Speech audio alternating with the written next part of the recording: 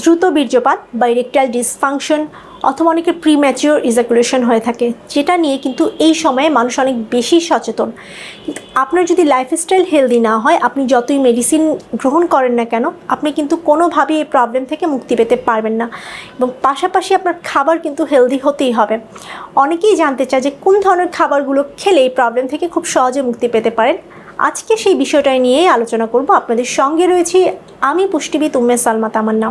রাত জেগে থাকা এবং খুব সকালে ওঠার কিন্তু অভ্যাস আমাদের নেই। এক্সারসাইজ করার প্ল্যানও কিন্তু অনেকের থাকে না, বা অনেকে নিয়মিত এক্সারসাইজ করে না, সারাদিন হয়তো অফিসে থাকে, স্ট্রেসে কাজ করে, এবং যার কারণে কিন্তু একটা ফ্যামিলি লাইফে প্রবলেম দেখা দিতে পারে। আপনার খাবার প্যাটার্ন, আপনি যেটা করেন স্ন্যাক্স হিসেবে বাহিরের খাবার গ্রহণ করছেন, সেটা না করে কিন্তু আপনি হেলদি খাবার গ্রহণ করতে পারেন। তো কোন ধরনের খাবারগুলো রাখবেন? আমরা বলি প্রোটিনযুক্ত খাবার এই সময় খেতে। অনেকেই আছে অতিমাত্রায় প্রোটিন গ্রহণ করছে। আপনার উচ্চতা এবং ওজন অনুযায়ী যতটুকু প্রোটিন দরকার ততটুকুই গ্রহণ করবেন, তবে চেষ্টা করবেন তার মধ্যে যাতে ফার্স্ট ক্লাস প্রোটিনটা থাকে। আপনি সকালবেলা ঘুম থেকে উঠে যদি 1 কোয়া বা 2 কোয়া কাঁচা রসুন এবং 1 ইঞ্চি পরিমাণ আদা কুচি জাস্ট ছোট ছোট টুকরো করে আপনি কিন্তু মেডিসিনের মতো গিলে ফেলতে পারেন। চিবিয়ে খেতে পারলে আরও ভালো, না পারলে মেডিসিনের মতো সলো করে নিয়ে নিতে পারেন। সাথে কিন্তু আপনি 2 চা চামচ খাঁটি মধু, যদি আপনার ডায়াবেটিস না থাকে আপনি নিতে পারেন। যদি আরেকটা গুরুত্বপূর্ণ যে বিষয়, আপনার ডায়াবেটিস এবং হাই ব্লাড প্রেশার যদি থাকে, কোলেস্ট্রল যদি বেশি থাকে, এটা কিন্তু আপনার নিয়ন্ত্রণে রাখতে হবে। হরমোনাল কোনো ইস্যু থাকলে, থাইরয়েড থেকে থাকলে, সেটাও কিন্তু আপনার নিয়ন্ত্রণে রাখতে হবে। তার পাশাপাশি আপনি অবশ্যই চেষ্টা করবেন আমি আজকে যে বিষয়গুলো বলবো, যে খাবারগুলোর কথা বলবো, এগুলো প্রতিদিনের খাবার তালিকায় রাখতে।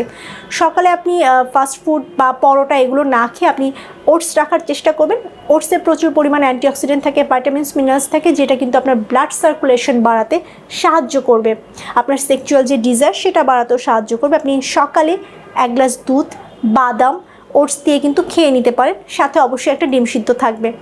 নাস্তার পরে কিন্তু আপনি গাজরের জুস খেতে পারেন। গাজরের জুসে প্রচুর পরিমাণে অ্যান্টিঅক্সিডেন্ট থাকে, যেটা কিন্তু আপনার ব্লাড সার্কুলেশন বাড়াতে সাহায্য করবে এবং স্পার্ম কাউন্ট বাড়াতে সাহায্য করবে, টেস্টোস্টেরন লেভেল বাড়াতেও সাহায্য করবে।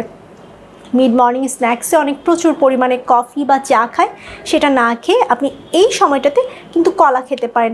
কলাতে প্রচুর পটাশিয়াম এবং ম্যাগনেশিয়াম পাওয়া যায়, যেটা কিন্তু আপনার জন্য অনেক উপকারী, আপনার স্ট্যামিনা বাড়াতেও সাহায্য করবে।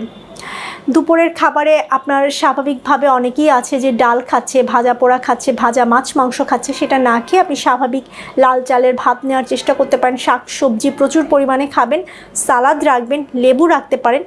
বিকালের খাবারে কিন্তু আপনি 1 মুঠো বাদাম রাখতে পারেন।